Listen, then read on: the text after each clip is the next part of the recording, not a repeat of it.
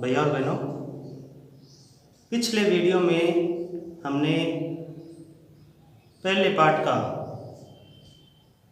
अध्ययन किया था। पूरे पाठ का आप सभी को अच्छी तरह से वो पाठ समझ में आ गया होगा। आज हम इसी पाठ के रिक्त स्थान और प्रश्नोत्तर इनका अध्ययन करेंगे। चलिए, कोष्ठक में दिए गए शब्दों की सहायता से रिक्त स्थानों की पूर्ति करें। पहला रिक्त स्थान भारत माँ का सुहाना, इसमें होगा सदन। भारत माँ का सदन सुहाना। दूसरा है स्नेह प्रेम यहाँ, इसमें होगा सम्मान। स्नेह प्रेम सम्मान यहाँ। दुख सुख में है करते, इसमें होगा गुंजा। दुख सुख में है गुंजा करते। निशिदिन गौरव यहाँ, इसमें होगा गान। निशिदिन गौरव गान यहाँ। प्रश्न 1, हम सुख दुख में भी किसका गान करते हैं? उत्तर है हम सुख दुख में भारत माँ के गौरव का गान करते हैं। जैसा कि आपकी कविता की पंक्ति में था, दुख सुख में है गुंजा करते, निशिदिन गौरव गान यहाँ। तो हम सुख दुख में भारत माँ के गौरव का गान करते हैं। दूसरा प्रश्न अपना है, भारत माँ के आंगन में कैसे फूल खिले हैं? उत्तर है भारत माँ के आंगन में भांति भांति के फूल खिले हैं। जैसा हमने पढ़ा था, इसका आंगन सुंदर उपवन, भांति भांति के फूल यहाँ। जो हमारा भारत माँ का जो आंगन है वो सुंदर उपवन के समान है और यहाँ पर भांति भांति के फूल खिले हुए हैं। तो इसका उत्तर हो गया भारत माँ के आंगन में भांति भांति के फूल खिले हुए हैं। तीसरा प्रश्न, श्रेष्ठतम ज्ञान किनसे मिला?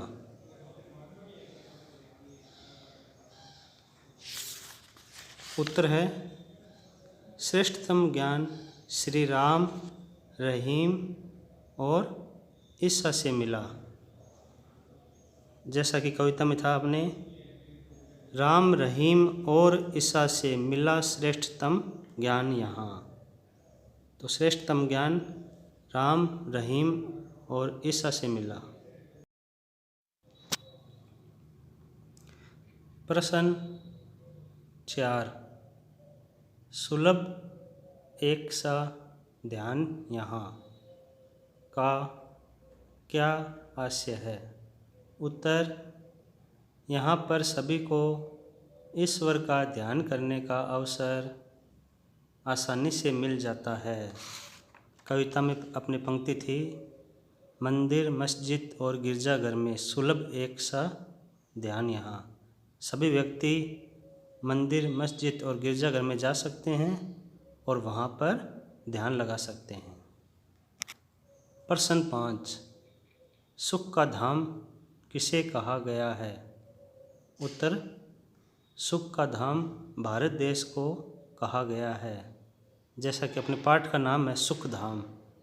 धाम का अर्थ होता है स्थान, जहाँ पे सभी प्रकार की सुख सुविधाएं हो, सभी सुख से रहते हो, उसे हम सुख का धाम कहते हैं।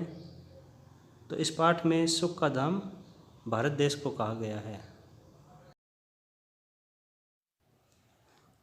प्रश्न 6, भारत माँ के आंगन को सुंदर उपवन क्यों कहा गया है? भारत माँ के आंगन में भांति भांति के फूल खिले हुए हैं, इसीलिए भारत माँ के आंगन को सुंदर उपवन कहा गया है। जैसा हमने पाठ में पढ़ा था, इसका आंगन सुंदर उपवन, भांति भांति के फूल यहाँ। तो ये भारत माँ का जो आंगन है वो सुंदर उपवन के समान है। यहाँ पर भांति भांति के फूल खिले हुए हैं, इसलिए भारत माँ के आंगन को सुंदर उपवन कहा गया है। अगला प्रश्न, प्रश्न 7, हमारे देश को धरती का स्वर्ग क्यों कहा गया है? उत्तर, हमारे देश में सभी को सुख मिलता है, प्रेम भाव और मानवता का आचरण किया जाता है। इस कारण हमारे देश को धरती का स्वर्ग कहा गया है। हमारे देश को में सभी को सुख मिलता है। जैसा पाठ का नाम है सुख धाम। स्नेह प्रेम सम्मान यहाँ प्रेम भाव और स्नेह से रहते हैं सभी। मानवता का मूल मानवता का यहाँ पे आचरण किया जाता है। इस कारण हमारे देश की जो धरती है उसको स्वर्ग कहा गया है। प्रश्न 8, सुहाने सदन की क्या विशेषताएं होती है? सुहाने सदन में सभी को स्नेह प्रेम और सम्मान मिलता है तथा मानवता का आचरण किया जाता है और दुख सुख में रात और दिन गौरव के गान गूंजते रहते हैं। हमारे जो भारत माँ का सदन है, सुहाना सदन, इस हमारे भारत माँ के सदन की विशेषताएं पूछी है। तो जैसा पहले पंक्ति में था अपने भारत माँ का सदन सुहाना, स्नेह प्रेम सम्मान यहाँ, तो सभी को स्नेह प्रेम और सम्मान मिलता है। फिर है नहीं भेद है जाति धर्म का मानवता का मूल यहाँ, तो यहाँ पे मानवता का आचरण किया जाता है। फिर है दुख सुख में है गुंजा करते निशिदिन गौरव गान यहाँ, दुख सुख में निशिदिन रात और दिन गौरव के गान गूंजते रहते हैं। ये हमारे सुहाने सदन की विशेषताएं हैं। भाषा की बात, दिए गए उदाहरण के अनुसार योजक चिन्ह के स्थान पर और शब्द जोड़ते हुए पुनः लिखे। दुख सुख, दुख और सुख, राम रहीम, राम और रहीम, जाति धर्म, जाति और धर्म, दिन रात, दिन और रात, स्नेह प्रेम, स्नेह और प्रेम, माता पिता, माता और पिता। पाठ में सुंदर उपवन शब्द आया है, यहाँ उपवन की विशेषता बताई गई है। आप भी सुंदर विशेषण लगाकर नए शब्द बनाइए, जैसे सुंदर माला, सुंदर घर, सुंदर फूल आदि। ये थे हमारे पहले पाठ के रिक्त स्थान और प्रश्नोत्तर।